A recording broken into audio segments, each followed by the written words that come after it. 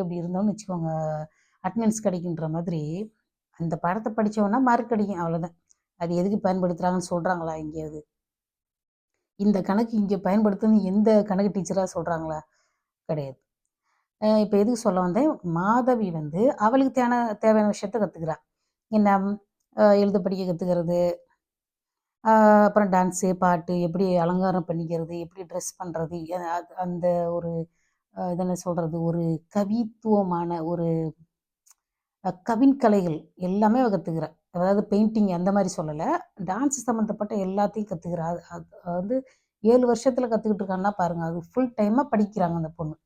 அவங்க அம்மாவும் அது போல நாட்டியம் ஆடுறவங்களா தான் இருந்திருக்காங்க. அம் அத பத்தி அப்புறம் பேசுவோம். அந்த மாதிரி பண்ணிட்டு இருக்கப்போ, அங்க அரங்கேற்றம் நடக்குது. அந்த அரங்கேற்றத்துல போயிட்டு அத பார்த்துட்டு, அந்த ம் ராஜா வந்து ஒரு மாலை குடுக்குறாரு. ஒரு பச்சை நிற மாலை. அது அந்த மாலைன்றது அதாவது தமிழ்ல வந்து மாலைன்னா, பூவெல்லாம் வச்சு கட்டுறது. கேரளாவுல எப்படி மாலைன்னு சொல்லுவாங்கன்னா, மாலை செயின்னாலே மாலைன்னு சொல்லுவாங்க. நான் பத்மநாபபுரம் அரண்மனைக்கு போனப்போ, அவங்க மாலை மாலைன்னாங்க. நான் சொன்னேன், நான் நான் நினச்சுக்கிட்டேன் மாலைன்னா, நம்ம ஊர்ல பூவ வச்சு கட்டுறது மாலை. அவங்க வந்து இந்த இந்த மாரி செயினையே மாலைன்னு தான் சொல்றாங்க, கேரளாவுல. ஸோ அந்த செயினு அந்த ஒரு மாலை குடுத்து, அந்த இந்த பொண்ணுக்கு என்னன்னா, ஒரே கணவனோட வாழணும்னு ஆசை. அப்ப அந்த செயின குடுத்து, வயந்தமாலின்ற ஒரு பெண்ணிட்ட குடுத்து, இந்த செயின யாரு வாங்கிக்கிறாங்களோ, அவங்க வந்து என்னுடைய பெண் மாதவிக்கு, அந்த அரங்கேற்றம் நடத்துனாங்க இல்லையா? அந்த பெண்ணுக்கு வந்து மணமகன் ஆவார். மணமகன் அப்படின்னு தான் சொல்றாங்க. புரியுதா? சாரி வீட்ல பேசுற மாரி பேசிட்டேன். புரியுதுங்களா?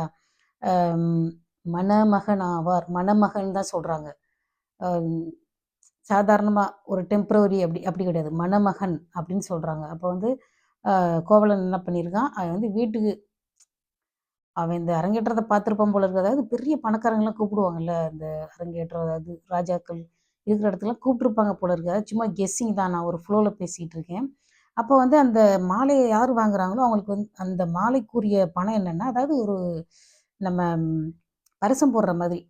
இந்த இவ்வளோ காசு குடுத்து பரிசம் போடுறது, ஒரு புக் பண்ற மாரி. சாரி அப்படி புக் பண்றதுன்னு சொல்றதுன்னா, அந்த விதத்த சொல்றேன். அந்த மாலைக்குரிய மதிப்பு வந்து 1008 பொன் களஞ்சி அப்படின்னு சொல்றாங்க. உடனே இவன் 1008 பொன் களஞ்ச குடுத்துட்டு, அவன் அப்படியே போயிடுறான். பாருங்க அவன் ரெடியா கையில காச வச்சுக்கிட்டே இருந்திருக்கிறான்னா, அவன் எவ்வளோ பெரிய எங்க போனாலும் காசு எடுத்துட்டு போயிட்டு இருந்திருக்கான்.